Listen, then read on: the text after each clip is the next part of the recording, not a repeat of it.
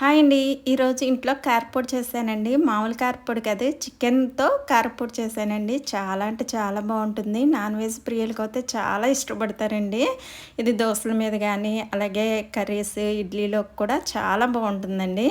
ఇంకా మనకి ఎందుకు చేశానంటే ఈరోజు ఆర్డర్ వచ్చిందన్నమాట. ఎప్పుడు మనం షుగర్ పూతరేకులు ఇస్తాం కదా! బెల్లంతోని, డ్రై ఫ్రూట్స్‌తోని అలాంటివి చేసిస్తాం కదా!